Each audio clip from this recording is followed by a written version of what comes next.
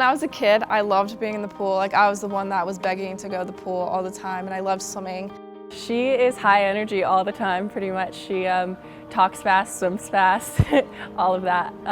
Yeah, no, she's just very bubbly and likes to conversate.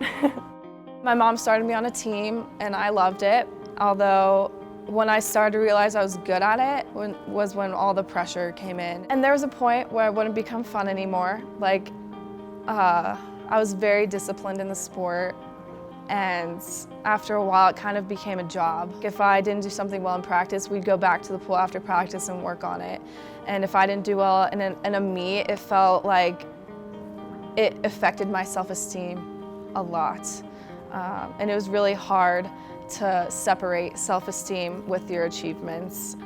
And there was a time where I thought, like, maybe swimming isn't for me, but then I got back into it, started to love it again. She wasn't able to compete at all for us freshman year, but we trained together, and her and I do a lot of the same events, so we're side by side since second semester freshman year. The beginning of the season practices were going very well. I was doing very well in the pool and whatnot, and then about 2 weeks before I went up to Woody and said, look, I can't do this anymore, I need time away.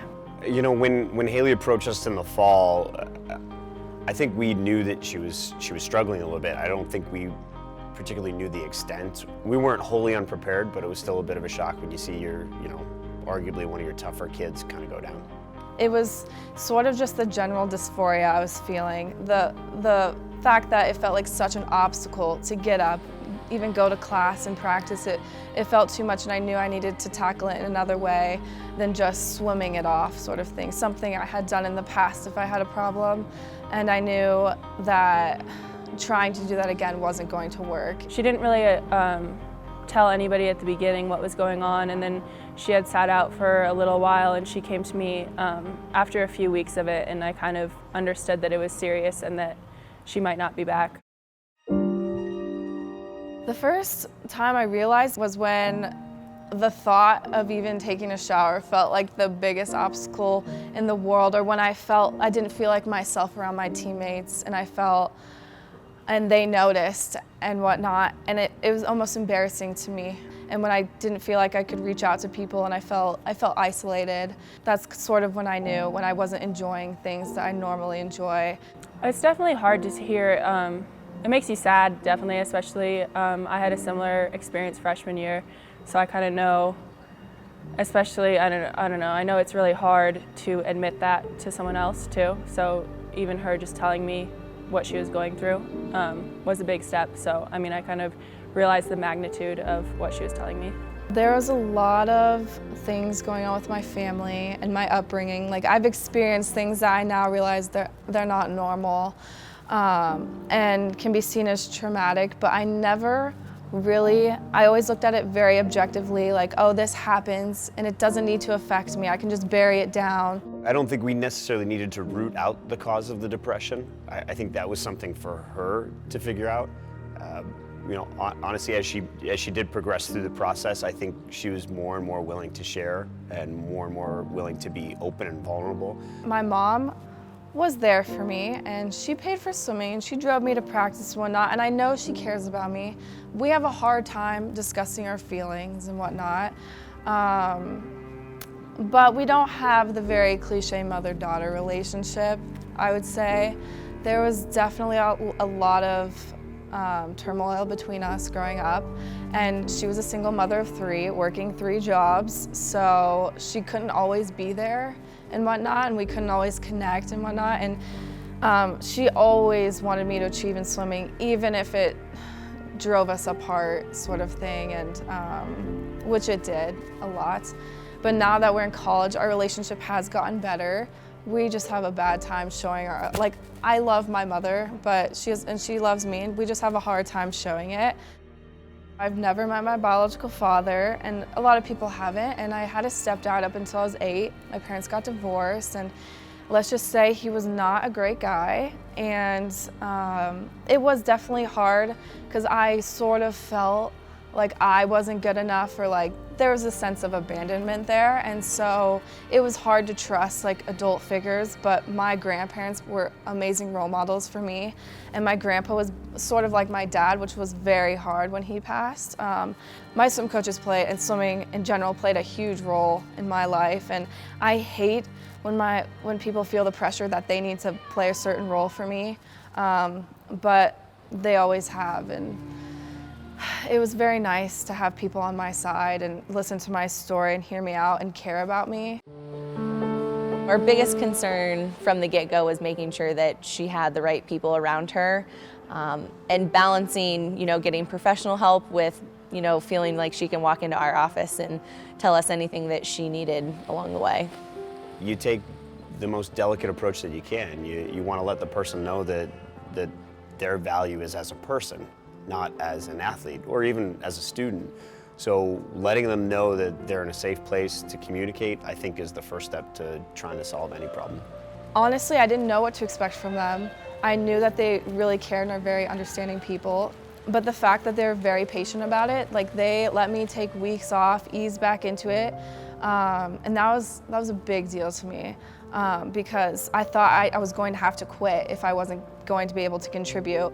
And Woody was like, no, you don't need to quit, like we'll give you the time. And after climbing out of this dark place, it made my results even better. So I think they know they did the right thing, I know I did the right thing, and it's really a testament to that. Mental health has just always been something that's been kind of swept under the rug, and I think especially in college athletics and in professional athletics, it just continues to be swept under the rug, and it's not really a dialogue that people have often, just because it's not fun and sunny or it's not dramatic in a way that kind of sells. But I think it's definitely something that's extremely important, and I think Haley's a good sort of poster child for realizing that it is okay to have this conversation and it is something that is important to talk about. I've come a long way. Like, I can be doing well in school, I can be achieving in swimming, and during that time I still felt incredibly worthless, and I felt very weak.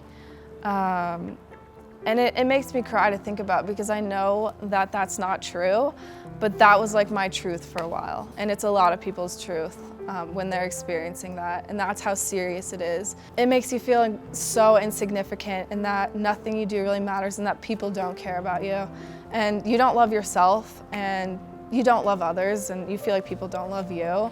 I know when I was going through it, getting back in the pool for me was kind of, you're able to get out of your head a lot in the pool, and you're able to get lost in like the team and what the team's doing, and even obviously when you come back after sitting out, you're not going to be running practice, setting the pace, but even seeing your teammates be successful around you, it's really easy to get lost in that and kind of forget about your own things, even if it's just for an hour or two at practice. I think Ida, having gone through it, is then as a team captain, she was, in communicating with her, not being able to tell her everything, but her understanding that the team needed to be patient, and they needed to be supportive, and they needed to be understanding. I think in any sport, but especially swimming, we're so driven all year long that when someone leaves the group, it's hard for us, unless they've got a broken bone or a concussion or something, they have to really just understand the depth that pain is. And I think Ida communicated that effectively, and I think as Haley came back and was able to integrate in the group, they kind of understood mental health is much like an injury or an illness or anything else, and it takes time for the person to recover. I really enjoyed coming back, and I know my teammates didn't know the extent of what was going on, but just the fact that they were there and they're like, hey, like we'd love to have you come back and like see you every day, meant a lot to me. I realized that the biggest thing that made me feel like I could come back is feeling valued. Feeling valued by people that you care about is something that can really turn it around. We're extremely lucky to have the coaching staff that we do, because I know a lot of times, like for me, my freshman year, I sat out also during off season, and I know a lot of times that this can be something that ends a career, and especially in collegiate swimming, sitting out isn't something that a lot of coaching staffs would allow. So I think that I think we all realize that we're just really lucky to have the support that we do from our coaches, and to have coaches who realize that mental health is such an important part of living and of the sport. Honestly, now I'd feel weak not discussing it. I feel like conquering it is a big deal, and I may not be 100% healed. It can come back. But I think not talking about it silences it even more. I think it makes it even worse for people who are experiencing it because it is incredibly serious. So many athletes struggle with it, and a lot of people don't want to come out and talk about it. And I think this honestly helps show that you can overcome it and that there are people to support you, and like here are the resources and here are people you can talk to that aren't going to judge you for it, and that you're not alone. And so I do look at it, and it does push me because now I feel like if you can do this, like there should be nothing stopping you. Really early on when she came back to practices, she showed very early on signs that she basically hadn't skipped a beat. So we knew that the potential for something great was definitely there. Coach Mack and I sat down every day. We kind of, okay, where are we at? What are we thinking? How's she doing? I think we knew that with Haley's mentality, Haley doesn't know, she has an on and an off switch. There's nothing really in between, that she'll go. So we expected her to have high-level performances. Being Mountain West Swimmer of the Meet and Swimmer of the Year, I don't even think that was, we'd never even discussed that. We had no idea. So that was a huge, huge accomplishment. I didn't feel ready at all. I honestly didn't think I was gonna go, and I was more leaning towards redshirting because in the past I've trained like crazy for these kinds of meets. And then going into it having not that background of training, I was like, well, okay, I'll go, but with no expectations, and I'll do my best, obviously. It could be a major blow to my confidence, which could make things worse, but after going, it really made me feel like I could do anything. Like, people who suffer from this can overcome it and come out on top. Even in off-season practices, knowing that, oh, I'm swimming next to the Mountain West Swimmer of the Year, like that definitely, like you're thinking about that and that's pushing you. You build expectations through day-to-day, procedures and processes. So you're always looking at little short-term goals to get you to that last stretch. At the same time, what's the saying? We make plans and God laughs. So my expectations for her are to be healthy and mentally focused and happy. And I think if those things fall into place, I think success is inevitable for her. I just don't know what that's going to be. I was kind of worried about that. I was like, well, damn, I still have another year. And after getting Swimmer of the Year and winning 2 titles, I was like, can I top that? But with this new mindset, I think that I can. I'm actually so motivated, and where before I was definitely not this motivated. So now I definitely have a drive to train even harder, still take care of myself, like don't just stop, but I'm gonna keep doing that, not just because I feel better, but keep doing that. I think great things can happen, and even if they don't, I'm like proud of the person I've become, and I'll never forget this season.